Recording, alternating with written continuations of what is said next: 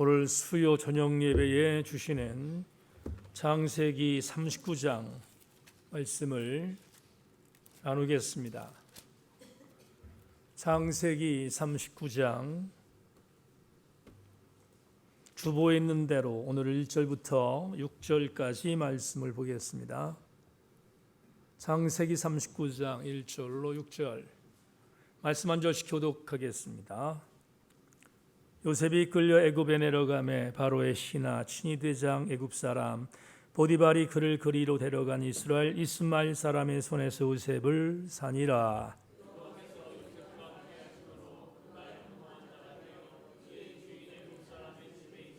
그의 주인이 여호와께서 그와 함께 하심을 보며 또 여호와께서 그의 범사에 형통하게 하심을 보았더라.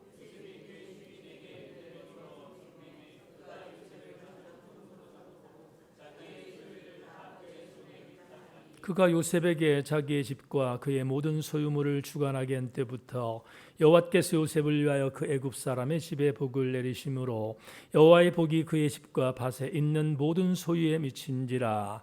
주인이 그의 소유를 다 요셉의 손에 위탁하고 자기가 먹는 음식 외에는 간섭하지 아니하였더라. 요셉은 용모가 빼어나고 아름다웠더라. 아멘.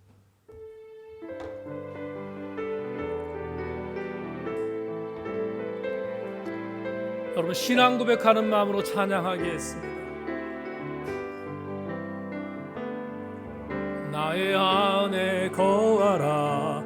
나는 내 하나님이니 모든 환난 가운데 너를 지키는 자라.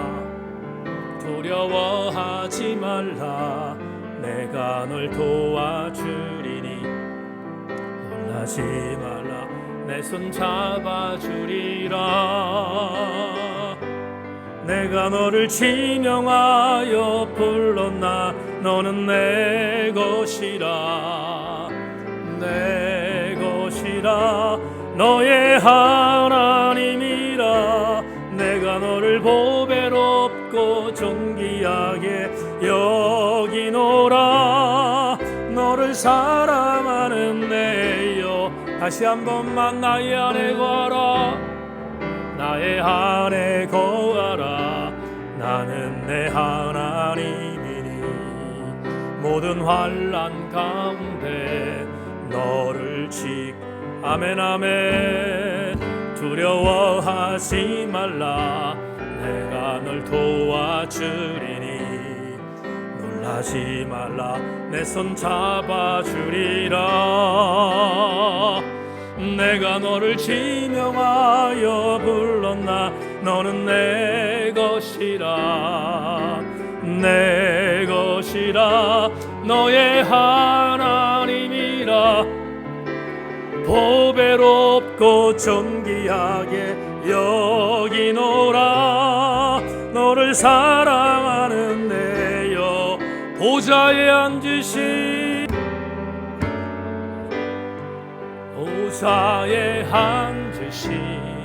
보좌에 앉으신 그 어린 양 예수. 그 어린 양 예수. 다 무릎 꿇고서 주 경배합니다. 주 경배하리라. 아멘 아멘. 찬송과 존귀와 찬송과 존귀와 찬송과 존귀와 영광과 능력을 영광과 능력을 영원토록 받아주옵소서.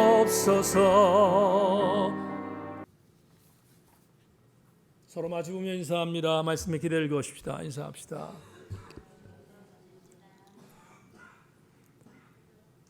오늘이 창세기 5번째의 시간인데 우리 함께 은혜 받는 시간 되기를 주의 이름으로 소망합니다.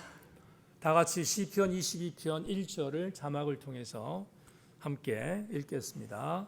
우리 유명한 시인의 노래이지만 한번 복기하면서 여러분 자막 맞추어서 또박또박 함께 읽어보겠습니다. 시작. 내 하나님이여, 내 하나님이여, 어찌 나를 버리셨나이까? 어찌 나를 멀리하여 돕지 아니하시오며 내 신음소리를 듣지 아니하시나이까? 아멘. 시편 22편을 가리켜서 시편을 분석하는 학자들은 개인 탄원시라는 부류로 시편 22편을 분석합니다. 개인 탄원시라고 하면 개인적으로 뭔가 하나님 앞에 소리내어서 읊조리며 절규하는 시라는 의미입니다. 그런데 오늘 우리에게 너무 익숙한 시편 22편의 이 구절을 우리가 지금 함께 읽었는데, 여러분들이 이 시편 22편의 구절을 조금 더 깊이 생각해 볼 필요가 있어서 여러분에게 담임 목사가 분석하겠습니다. 내 하나님이여, 내 하나님이여, 어찌하여 나를 버리셨습니까? 이 구절을 신약 성경에서는 여러분 아시는 것처럼 엘리 엘리 라바 사박다니라고 예수께서 부르신 장면으로 우리가 기억하고 있습니다. 내 하나님이여, 내 하나님이여. 엘리라는 단어는 나의 하나님이라는 단어입니다.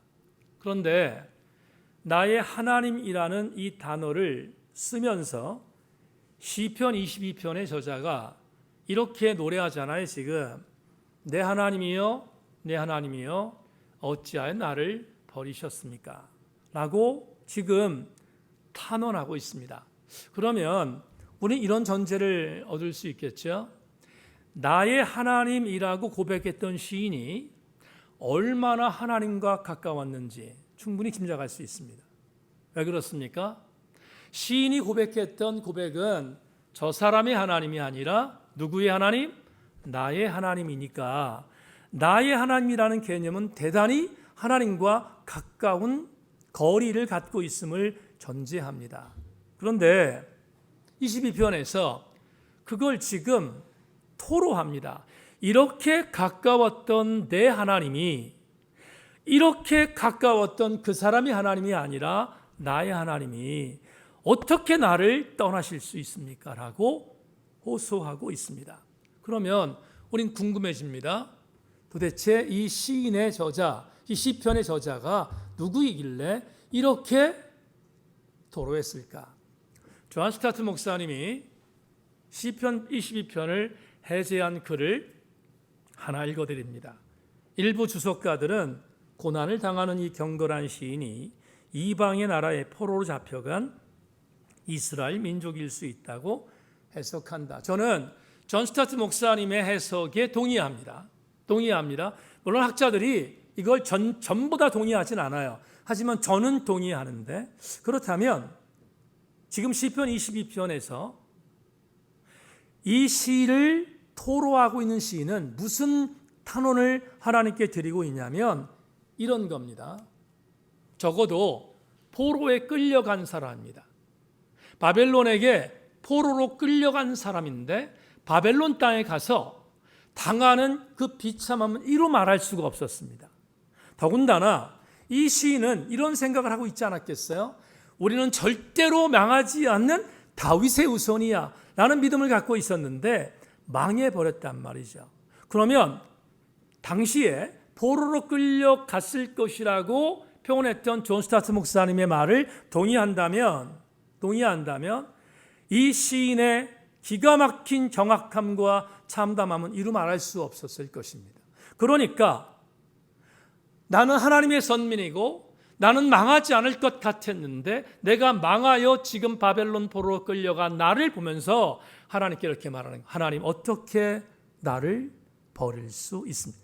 이해하셨습니까? 문맥을 이해하셨지요? 지금 어떻게 우리 민족을, 어떻게 나를 버릴 수 있습니까? 라고 토로하고 있는 것입니다. 자, 근데 말입니다. 설교 준비하면서 제게 온 감동이 있어요. 지금 너무 속상해서, 너무 아파서, 너무 기가 막혀서 하나님께 탄원하고 있잖아요. 어떻게 우리를 버릴 수 있습니까? 라고 탄원하고 있습니다. 근데 오늘 아침에 설교 준비하다가 강력한 은혜가 제게 임했어요. 어떤 은혜?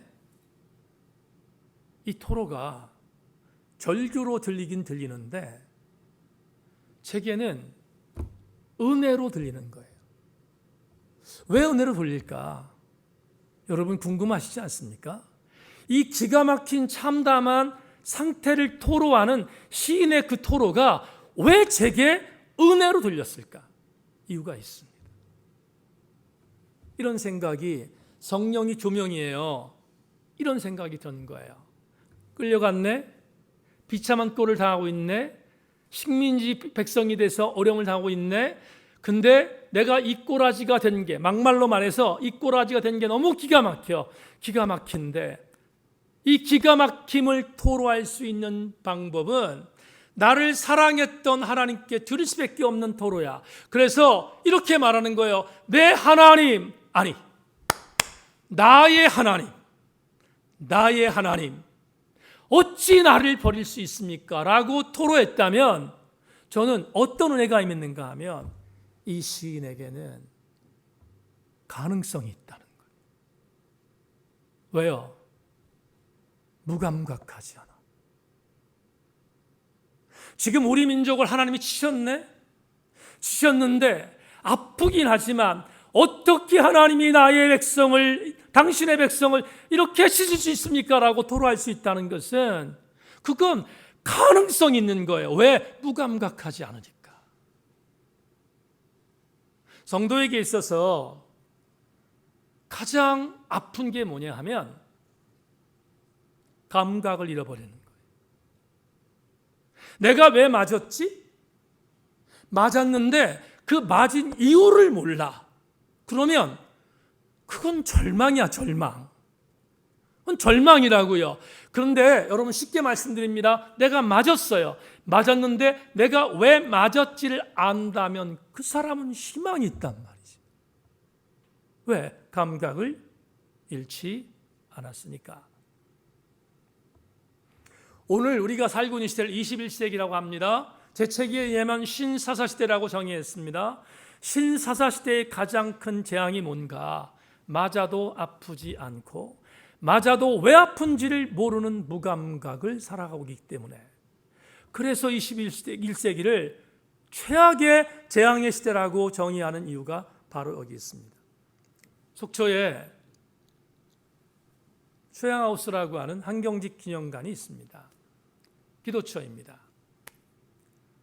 한경직 기념관과 기도원이 따로 있는데 기념관에 들어가면 한경직 목사님의 그런 일대기가 쭉 기록되어 있는 사진이 있습니다. 근데 맨 마지막에 슬로건 하나가 사진에 붙어 있습니다. 한경직 목사님이 평생 동안 목회하면서 갖고 있었던 목회 철학입니다.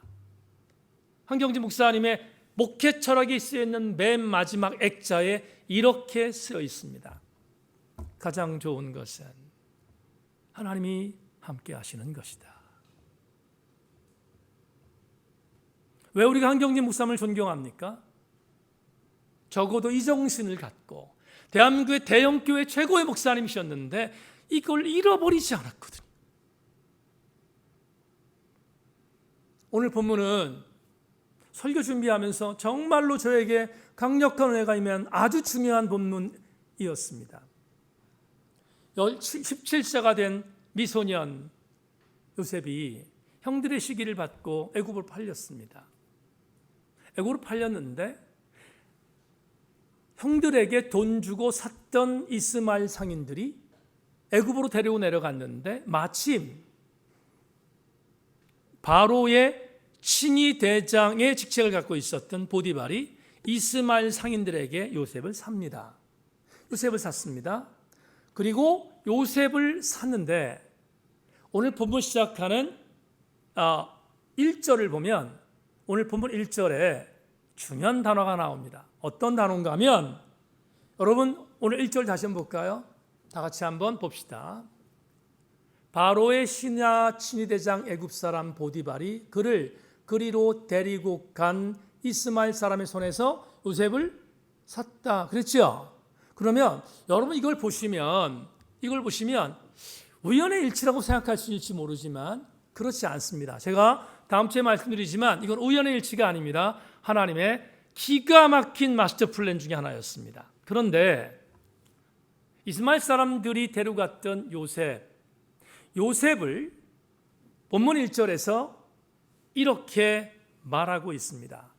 요셉이 애굽으로 내려갔다, 끌려갔다라고 되어 있습니다. 그러면 이 끌려갔다는 단어가 있는데 이 단어가 히브리어 야라드라고 합니다. 그런데 이 야라드라는 단어는 우리 본문 성경에는 끌려갔다라고 번역해 있지만 원래는 배가 가라앉을 때 쓰는 침몰하다, 가라앉다 그런 뜻이에요. 그러면 왜 여러분 창세기 39장의 저자가 애굽으로 내려간 요셉을 끌려갔다라고 야라드, 침몰했다고 가라앉았다고 표현했을까? 이유는 간단합니다.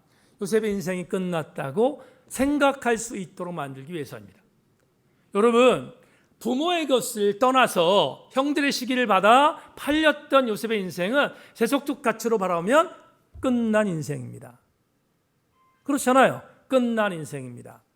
그런데 끝난 인생처럼 보이도록 독자들에게 창세기 저자가 이렇게 우리에게 말한 뒤에 기가 막힌 반전을 합니다. 그 반전이 오늘 1절과 3절에서 계속해서 기록되어 있는데 한번 읽어보겠습니다. 바로의 신하 친위 대장 애굽 사람 보디발이 그를 그리로 데려간 이스마엘 사람의 손에서 요셉을 사니라. 여호와께서 요셉과 함께 하심으로 그가 형통한 자가 되어 그의 주인 애굽 사람의 집에 있으니 그의 주인이 여호와께서 그와 함께 하심을 보며 또 여호와께서 그의 범사에 형통하게 하심을 보았더라. 지금 1절부터 3절까지 연이어 두 번 계속 나오는 단어가 있습니다. 여러분, 독자들은 야라드 끌려가서 이제 요셉의 인생이 침몰됐다고 생각할 수 있었는데 반전이 있습니다. 애굽에서 하나님은 요셉과 함께 하셨다 이렇게 말합니다. 보디발의 집에 간 요셉을 하나님이 외면한 게 아니라 하나님이 함께 하셨다고 두 번에 걸쳐서 나오잖아요. 요셉과 하나님이 어떻게 하셨다? 함께 하셨다고 두 번에 걸쳐서 나옵니다. 자, 그런데 또 한 가지 주목할 게 있습니다. 요셉을 산 사람인데 요셉을 산 사람이 누구예요? 보디발입니다. 보디발의 직위는 뭐죠? 친위 대장입니다. 친위 대장이란 말은 우리한테 익숙하지 않아요. 그래서 제가 바꾸겠습니다. 여러분, 친위 대장이라는 사르 하타파임이라는 단어는 하타파임이라는 단어가 주목할 단어인데 하타파임 무슨 뜻이냐면 동물을 가져와서 동물을 도륙하는 사람이에요. 동물을 죽이는 사람이야. 죽이는 사람. 그러면 친위 대장이라는 하타파임이라는 이 단어가 어떻게 동물을 죽이는 것과 연관이 되지? 이유가 있습니다. 지금 보디발은 친위 대장입니다. 그런데 친위 대장은 어떤 사람이냐면 왕에게 드리는 음식을 관리하는 사람입니다. 여러분, 고기를 만들기 위해서 동물을 죽일 거 아니에요. 동물을 죽입니다. 그 죽인 동물을 관리하는 사람이 누구다? 친위 대장입니다. 그러면 왜 그럴까? 왜 음식을 관리하는 사람이 친위 대장일까? 해석하는 거 어렵지 않습니다. 여러분, 애굽 시대에 바로에게 수많은 정적들이 있었습니다. 정적들은 바로를 죽이기 위하여 독살할 수 있는 가능성이 내포되어 있습니다. 그러면 독살은 음식을 통해서 가능한데 음식을 통해서 왕을 죽이는 것을 면해 방지하는 사람이 누구? 친위 대장입니다.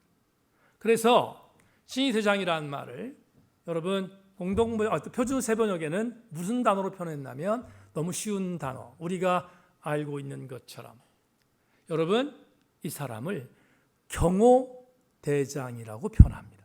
경호대장 그러면 생각나는 사람이 있습니다. 여러분, 박정희 대통령 때 경호대장 누구였어요? 차지철. 그 다음에 전두환 대통령 때 경호실장 누구였어요? 장세동. 어떤 생각이 드세요? 여러분, 어떤 생각이 드세요? 적어도 말입니다. 경호실장은 목과 목을 바꿀 수 있는 사람이에요. 그럼 이런 전제가 되는 겁니다. 이런 전제. 적어도 바로는 보디발을 자기의 목을 줄 정도로 신뢰한 사람이다. 이해하셨지요? 그게 보디발입니다. 보디발이 친위대장. 그렇다면 여러분 우리는 나중에 보겠지만 하나님께서 마스터 플랜을 짰다는 게 뭐냐 하면 이런 겁니다. 요셉은 정말로 기가 막힌 상태가 돼서 애국으로 팔려갔습니다. 그런데 졸지에 보디발의 집을 관리하는 집사가 됩니다. 집사가 됐다는 것은 신학적인 의미 이런 게 있어요. 뭐가 있냐면 여러분 요셉이 나중에 뭐가 돼요? 총리가 되잖아요. 그런데 하나님의 마스터 플랜은 이겁니다. 노예로 팔려왔던 요셉을 가장 권력의 상층부에 있는 집으로 논스톱으로 들어가게 만든 거예요. 제가 편안하게 말씀드리자면 그냥 논스톱으로 들어가게 만든 하나님의 프로젝트가 지금 이 본문 안에 들어있다는 사실을 여러분 우리는 이해해야 합니다. 그러니까 하나님은 지금 요셉과 함께하고 계신 거예요. 자, 이 부분을 여러분 지금 여러분과 이렇게 말씀을 나눴는데 오늘 2절을 다시 한번 볼까요? 2절을 보시면 이렇게 말합니다. 여호와께서 요셉과 함께 하심으로 그가 형통한 자가 되어 그의 주인 애굽 사람의 집에 있으니. 자, 보세요. 주목하십시다. 하나님께서 요셉과 함께 했습니다. 함께 하자 요셉은 어떤 복을 받았어요? 2절에서 얘기했습니다. 요셉과 함께 하심으로 요셉은 무슨 자가 됐다? 형통한 자가 됐다. 자, 보세요. 요셉에게 임한 복이 뭐예요? 형통한 복이었습니다. 그런데 놀라운 사실이 또 하나 있습니다. 3절로 가겠습니다. 3절 같이 있습니다. 시작. 그의 주인이 여호와께서 그와 함께 하심을 보며 또 여호와께서 그의 범사에 형통하게 하심을 보았더라. 여기 또 하나의 복이 나오는데 놀라운 복이 있습니다. 요셉이 형통한 복만 받은 것이 아니라 요셉과 관계하고 있었던 보디발이 요셉을 통하여 하나님이 복을 주고 있다는 사실을 인식하게 만든 복이에요. 오늘 말로 풀을게요. 세인교회 성도 여러분, 여러분들이 하나님께 복받는 은혜의 삶을 살면 여러분과 관계 있는 자들이 하나님의 살아계심을 느끼게 될 줄로 믿습니다. 지금 요셉도 복을 받았지만 요셉을 관리하던 보디발의 집에 복이 임했음을 본문이 말합니다. 그런데 절정이 있습니다. 4절과 5절 같이 읽습니다. 다시 한 번만 시작. 요셉이 그의 주인에게 은혜를 입어 섬김에 그가 요셉을 가정 총무로 삼고 자기의 소유를 다 그의 손에 위탁하니 그가 요셉에게 자기의 집과 그의 모든 소유물을 주관한 때부터 여호와께서 요셉을 위하여 그 애굽 사람의 집에 복을 내리심으로 여호와의 복이 그의 집과 밭에 있는 모든 소유에 미친지라. 아멘. 자, 여러분 마지막 절정이 있습니다. 요셉이 형통한 사람이 됐습니다. 보디발도 복을 본 사람이 됐습니다. 근데 오늘 본문에 제시하는 가장 큰 복은 뭔가? 이겁니다. 요셉은 하나님이 함께 하심으로 당시의 정황에서 절대로 있을 수 없는 주인에게 인정받는 신뢰의 관계가 형성됩니다. 자, 이 말이 무슨 말인지를 설명하겠습니다. 고대 근동에서 주인과 종은 친하지 않습니다. 주종 관계는 친하지 않아요. 예를 들어서 왕과 신하 그러면 우리 조선시대 아니면 고려시대를 보면 왕과 신하는 여러분 충성 관계로 맺어질 수 있잖아요. 가능해요. 군신의 관계는 가능해. 그런데 주종의 관계는 그게 쉽지 않습니다. 특별히 오늘 부분도 마찬가지인데 우리가 바울의 관점을 보면 주종 관계가 왜 힘든지를 알 수 있는데 바울이 에베소 교회 편지하는 글 가운데 남긴 글을 여러분에게 소개합니다. 자막 보십시오. 종들아, 두려워하고 떨며 성실한 마음으로 육체의 상전에게 순종하기를 그리스도께 하듯 하라. 눈가림만 하여 사람을 기쁘게 하는 자처럼 하지 말고 그리스도의 종들처럼 마음으로 하나님 뜻을 행하고 기쁜 마음으로 섬기기를 주께 하듯 하고 사람들에게 하듯 하지 말라. 이는 각 사람이 무슨 선을 행하든지 종이나 자윤이나 주께로부터 그대로 받은 줄을 알미라. 상전들아 너희도 그들에게 이와 같이 하고 위협을 그치라. 이는 그들과 너희의 상전이 하늘에 계시고 그에게는 사람을 외모로 취하는 일이 없는 줄을 너희가 알미라. 지금 사도 바울이 에베소교에 편지한 글을 보면 주인은 종을 학대하고 있었던 정황이 있습니다. 막 뿌리잖아요. 학대하고 있다는 것을 봅니다. 반면 종은 학대하는 주인에게 충성하는 것이 아니라 눈 가리고 아웅합니다.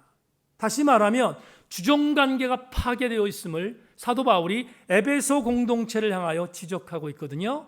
주종관계가 그렇습니다. 그런데 말입니다. 여러분 아시는 것처럼 빌레몬서에 보면 빌레몬이라는 상전, 주인이 있었는데 그의 몸종이었던 오네시모가 도적질에서 도망가잖아요. 도망가서 바울을 만나서 회심했는데 바울이 이 오네시모가 너에게 도적질한 것을 내가 갚을 테니까 그리스도 안에서 변화된 이 사람을 용서하라. 이게 빌레몬서잖아요. 그러면 주종관계에 대한 부분은 언제나 봐도 편하지 않아요. 편하지 않잖아. 그런데 오늘 본문을 보면 놀라운 일이 벌어집니다. 보디발이 그것도 지금 히브리 사람 노예로 온 17세의 미소년 요셉에게 자기의 전 재산을 관리하는 집사직을 주잖아요. 이론으로 해석이 안 돼요. 그런데 이 엄청난 일이 어떻게 요셉에게 벌어질 수 있었을까? 답을 제시합니다. 답은 어렵지 않아요. 오늘 설교가 어렵지 않거든요. 요셉에게 이 엄청난 복이 임할 수 있었던 강력한 이유가 뭐냐? 그 이유는 말할 것도 없이 하나님이 함께 하셨기 때문이에요. 다시 말하면 요셉에게 임마누엘의 복이 있었기 때문임을 오늘 본문이 우리에게 제시하고 있습니다. 제가 지금부터 문장을 읽을 텐데 감동이 되면 아멘하고 감동 안 하면 아멘 안 해도 괜찮습니다. 여러분에게 솔직히 말씀드릴게요. 감동이 되면 크게 아멘해 주시고 감동이 안 되면 아멘 하지 마세요. 읽을 거니까. 대신에 여러분들의 눈을 보면서 읽을 거야. 그러니까 그렇게 알고 제가 지금부터 읽는 이 문장을 잘 들어주기를 바랍니다. 하나님께서 요셉이 걸을 때 같이 걸으셨고 요셉이 일할 때 같이 일하셨고 요셉이 앉아있을 때 같이 앉아 계셨고 요셉이 힘들 때 같이 힘들으셨고 요셉이 잠잘 때 그의 잠자리에 같이 누워 계셨다. 우리 주님은 요셉에게 무슨 하나님? 임마누엘의 하나님이셨어요. 제가 조금 전에 한 6시쯤 멘토와 멘티들에게 글을 하나 보냈습니다. 그리고 제 페이스북에도 글을 올려놨습니다. 오늘 설교의 원고를 올렸습니다. 지금부터 읽어드리는 원고인데 우리 교우들이 함께 공유하기를 바랍니다. 유시민 씨가 일전에 쓴 문과남자의 과학공부라는 책에서 이런 글로 자기의 입장을 대변했습니다. 나는 유전자가 만든 몸에 깃들어 있지만 유전자의 노예는 아니다. 본능을 직시하고 통제하면서 내가 의미 있다고 여기는 행위로 삶의 시간을 채운다. 생각과 감정을 나눌 수 있는 사람들과 교류하면서 가치 있다고 여기는 목표를 추구한다. 살아있는 마지막 순간까지 삶의 방식을 선택할 권한을 내가 행사하겠다. 유전자, 타인, 사회, 국가, 종교, 신 그리고 누구 무엇에도 의존하지 않겠다. 창틀을 붙들고 선체에 죽은 그리스인 조르바처럼 수많은 불신자들과 수많은 지성인들이 이 글을 보면서 얼마나 박수쳤을까 충분히 심정합니다. 왜냐하면 무신론 지식인이 표출할 수 있는 기가 막힌 명문입니다. 여러분 이 명문을 읽고 무신론자들이 열광하지 않을 수 없어요. 정말 저도 그리스도인 조르바 책을 봤지만 조르바의 자유함에 대해서 저도 박수를 보낸 적이 있습니다. 그러니까 무신론자들이 얼마나 이 글을 보면서 엄청난 열광의 박수를 보내서 충분히 짐작할 수 있습니다. 그런데 제가 다른 글 하나를 소개하겠습니다. 예언자는 자청하여 사명을 떠맡지 않는다. 그는 강요당한다. 꼼짝하지 못하고 그 일을 떠맡는다. 선택의 여지가 없다. 받아들이지 않을 수 없었던 지식의 멍에를 쓰고 그는 다시 그것을 선포하지 않을 수 없음을 깨닫는다. 요한 아브람 조설에서의 갈파는 예레미야 20장 9절에서 그 결정을 다다른다. 내가 다시는 여호와를 선포하지 아니하며 그의 이름으로 말하지 아니하라 하면 나의 마음이 불붙는 것 같아서 골수에 사무치니 답답하여 견딜 수 없나이다. 여러분, 무신론자들은 하늘이 두 쪽이 나도 이게 무슨 말인지 모릅니다. 아무리 똑똑한 사람이라 할지라도 무신론자들은 지금 예레미야의 이 고백이 어떤 것인지 알 수 없습니다. 그런데 저는 알 수 있습니다. 왜 알 수 있는지 아십니까? 저는 오늘 아침도 경험했기 때문에. 오늘 아침 새벽 예배를 인도하고 여러분들 다 갔습니다. 그리고 하나님 앞에 마지막 기도를 드렸습니다. 제 마지막 기도는 제가 드려야 할 기도 제목 중에 정말 중요한 기도 제목입니다. 하나님 앞에 절규하며 오늘 시편 22편에 나와 있는 고백처럼 하나님 앞에 탄원하며 기도했습니다. 일어서려고 하는데 바로 앞자리에 있는 제게 이렇게 주께서 말씀하셨습니다. 아들아, 내게 주어진 일을 감당할 수 있도록 내가 옆에 있다.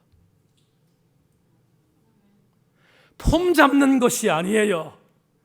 여러분, 무신론 지식인들이 아무리 과학적인 메커니즘을 갖고 말한다 할지라도 현존하시는 하나님의 임재함이 오늘 나에게 적용되는 것은 주님이 사랑하는 그 사람만 알 수 있기 때문입니다.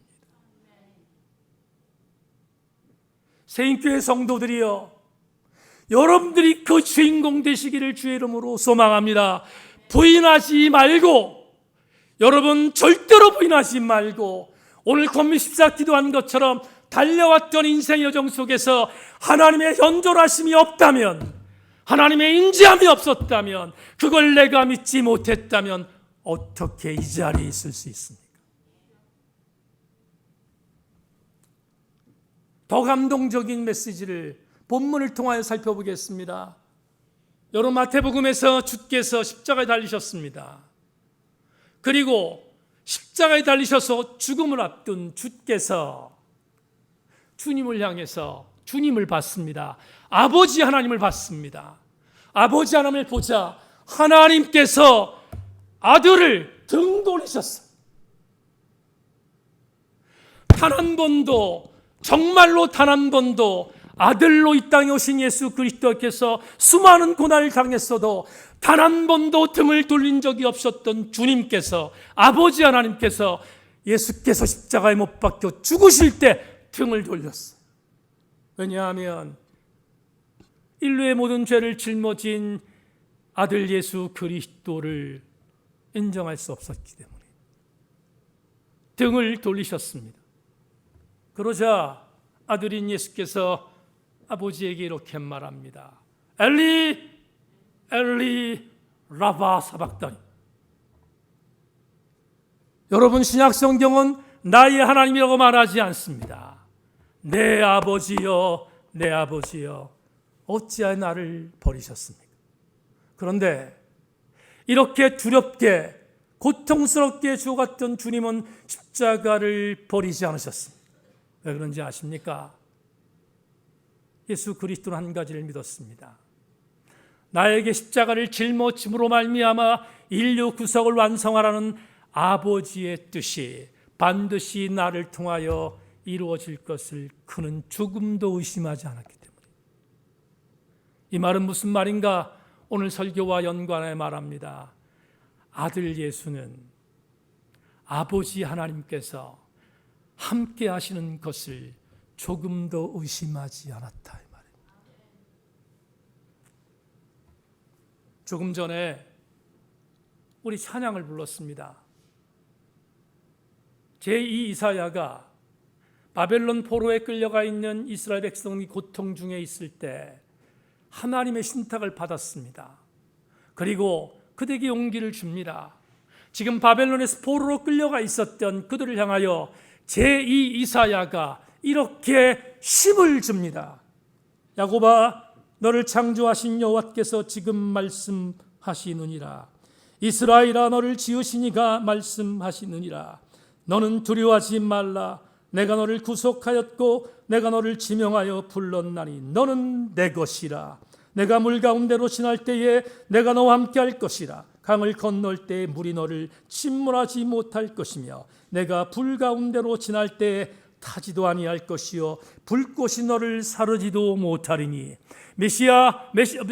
유진 피터슨의 메시지로 다시 한번 감동의 메시지를 읽겠습니다. 그러나 이제 하나님의 메시지를 들어라. 애초에 너 야곱을 만드신 하나님, 너 이스라엘을 시작하신 분의 말씀이다. 두려워하지 마라. 내가 너를 성량했다. 내가 내 이름을 불렀다. 너는 내 것이다. 내가 길을 잃고 갈팡질 방할 때 내가 함께 할 것이다. 내가 물에 빠져 허우적거릴 때 가라앉게 내버려 두지 않을 것이다. 사면 초가에 처해도 그것이 내게 막다른 골목이 되지 않으리라. 나는 하나님, 곧 나의 하나님, 이스라엘의 거룩하니 너의 구원자이기 때문이다. 사랑하는 여러분, 메시지에서 말한 것처럼 하나님이 말씀합니다. 내가 너와 함께 할 것이라고. 오늘 우리 세인교회 성도들에게 단언하여 감히 말씀을 붙들고 선포합니다. 하나님의 은혜 안에 있는 우리 세인교회 성도들을 향하여 주님 말씀합니다. 내가 너와 함께 할 것이라고 약속하십니다. 오늘 설교 제목을 더더욱 소중한 것이라고 했습니다. 말씀을 듣고 난 뒤에 우리 교우들에게 이렇게 권면하고 싶습니다. 성도에게 가장 소중하고 더더욱 소중한 것은 나의 하나님께서 나와 함께 하신다는 것입니다. 이것을 잃어버리지 않는 우리 교우들이 되기를 주님의 이름으로 소망합니다. 말씀 맺겠습니다. 손택수 시인이 쓴 본인의 시에서 아버지와 느티나무라는 시가 있습니다. 산문시인데 읽겠습니다. 여러분 잘 따라와 주기를 부탁합니다. 아버지의 20살은 흑백사진, 구겨진 흑백사진 속에 구겨진 느티나무 덩치에 기대어 있다.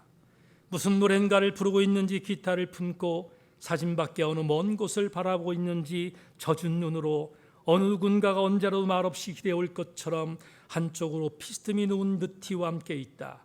나무는 지친 한 사람을 온전히 받아주기 위하여 그렇게 기울어간 것이나 아닌지 쓰러질 듯 기울어가면서 기울어가는 둥치를 끌어당기느라 뿌리를 잔뜩 긴장하고 서 있는 것이 아닌지 그 사람들 등에 굴곡에 가장 알맞은 모습으로 기울어가기 위하여 한평생을 고단하게 쓰러져 갔을 나무, 풍성한 머릿결을 바람에 비다듬고 내가 알 수 없는 노래와 수만의 길을 쫑긋거리고 있다. 구겨지고 구겨진 흑백 속에서도 그 노래 빳빳하게 살아있다. 언젠가 구겨진 선처럼 내 몸에도 깊이 주름이 패이면 돌아갈 수 있을까? 저 생생한 한 그루 아래로 돌아가서 당신을 쏙 빼닮았다는 등어리를 아름드리 둥치에 지극히 기대어 볼 수가 있을까?